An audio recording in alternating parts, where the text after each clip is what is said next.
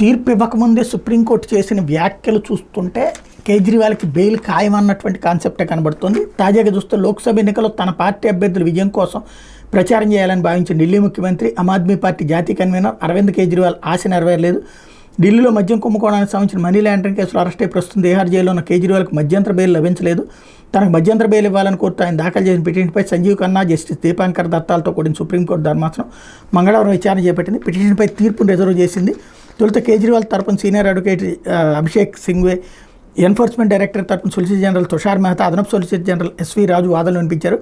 ఎన్నికల ప్రచారం కోసం మధ్యంతర బెయిల్ కోరడం సరైనది కాదని మెహతా వాదించారు. ఇట్లాంటి వాటికి కూడా బెయిల్ ఇస్తే రాజకీయ నాయకులు ప్రత్యేక తరగతిగా పరిగణించినట్టు అవుతుంది. ప్రజలకు తప్పుడు సంకేతాలు వెళ్తాయి.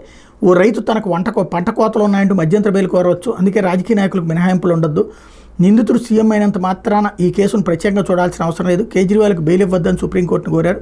ధర్మాసనం స్పందిస్తూ ఒక పార్టీ అధినేతగా లోక్సభ ఎన్నికల్లో ప్రచారం చేయాల్సిన అవసరం కేజ్రీవాల్కి ఉందని అభిప్రాయం వ్యక్తం చేసింది. ఇది నిజంగా అసాధారణ పరిస్థితి. కేజ్రీవాల్ ప్రజలు ఎన్నుకున్న ముఖ్యమంత్రి, తరచూ నేరాలు చేసే వ్యక్తి కాదు. 5 ఏళ్లకోసారి వచ్చి లోక్సభ ఎన్నికల్లో ప్రచారం చేసే అవసరం ఆయనకుంది. ఈ కేసులో ఒకవేళ కేజ్రీవాల్కి బెయిల్ మంజూరు చేస్తే ముఖ్యమంత్రిగా అధికారిక విధులు నిర్వర్తించేందుకు మేము అనుమతించం.